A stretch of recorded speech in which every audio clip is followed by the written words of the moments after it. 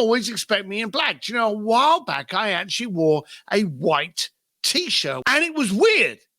The conversation I was having, the subject I was talking about, was actually belittled by the comments on, "Wow, where's your black t-shirt? Why are you wearing a white t-shirt? What's wrong with you? You look strange in white." Understand your audience, understand what you stand for, and then understand who you're speaking with.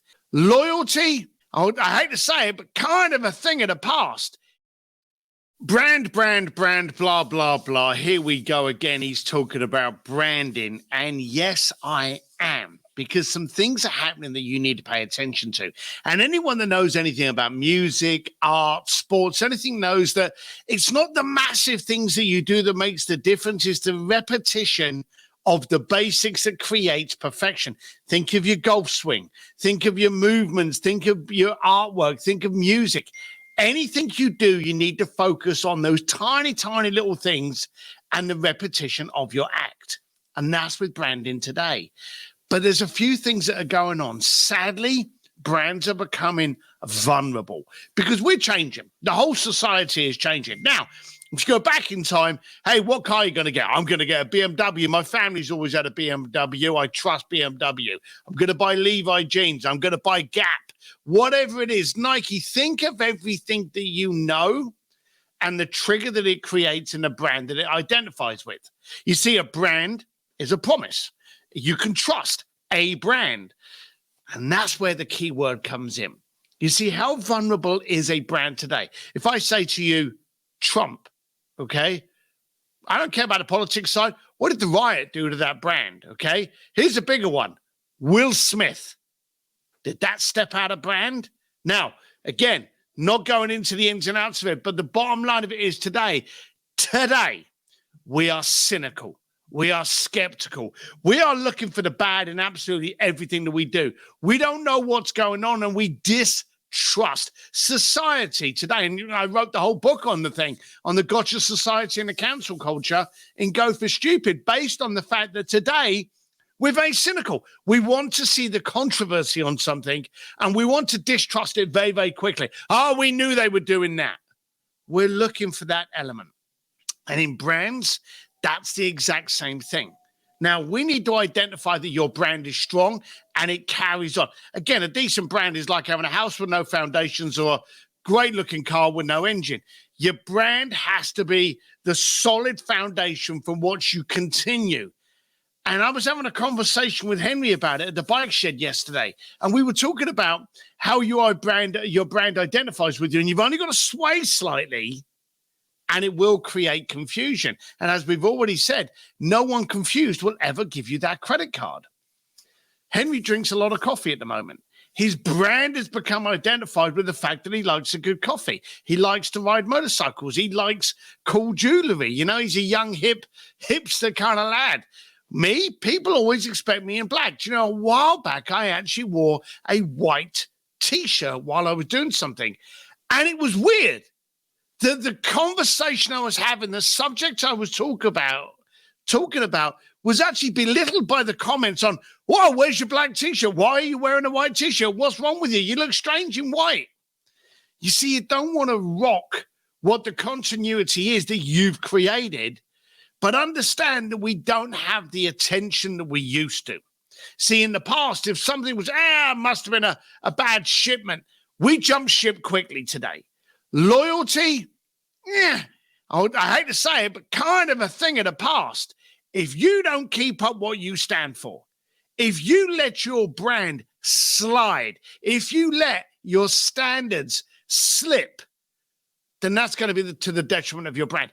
Ask yourself, visually, what is your brand?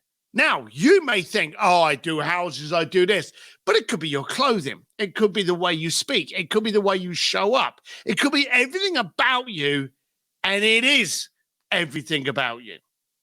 If you create any confusion, and we've spoken about this before in social feeds about where's the continuity of what you look like.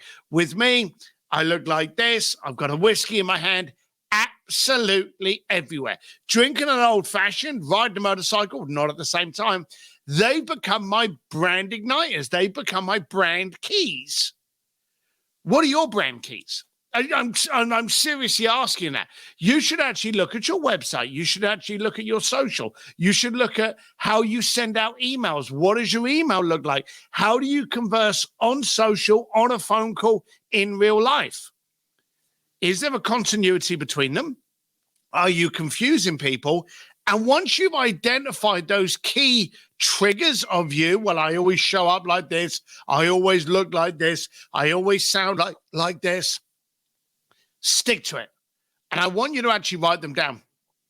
Many companies have color codes. You know, there'll be literally a code for the colors they use for their logos, and they won't step out of that. Those are defined color codes for that logo. You need those same codes for your brand. If I showed up today and I was wearing a pink shirt, or I was wearing, if I had hair, you know, that would actually rock you. So your brand, identify what are the triggers that say who you are.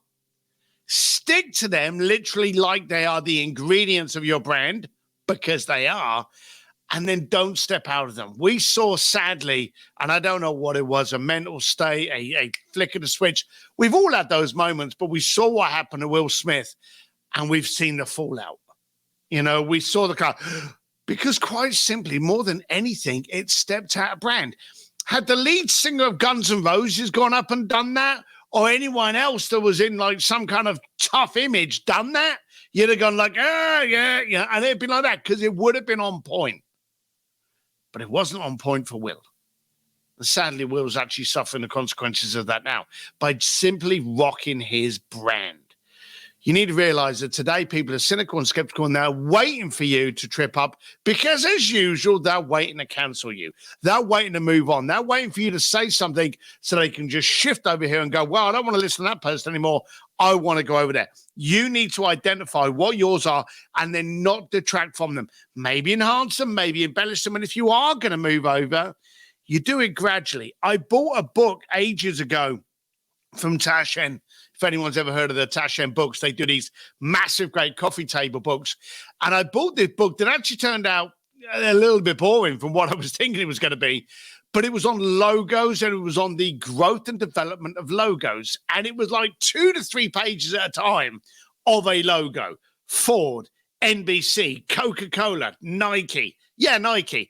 And literally just how that logo over a period of time had switched, defined, become a little bit graded from where, you know, you had bold color here. Now there was a gradient of color going through it.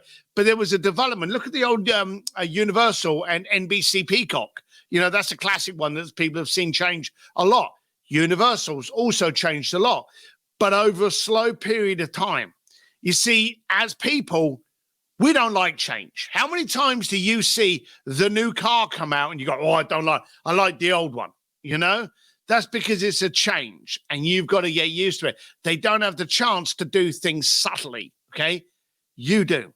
If you don't like the brand that identifies you, if you think, well, I don't like that color scheme, I don't like that action, I want to move the way I am, you can feed it in. You can do it gradually, but move with purpose. Move with strategy and structure. Otherwise, you're going to do something very, very quick, and it's going to shock people. And as I said to you before, if anyone's got a kind of moment, they literally are going to turn off, because today we're looking for a reason to do that. Understand, and we've said this before, understand your audience, understand what you stand for, and then understand who you're speaking with. And again, it doesn't matter what you're saying, it's how it's received. That's always the most important. So how do you show up?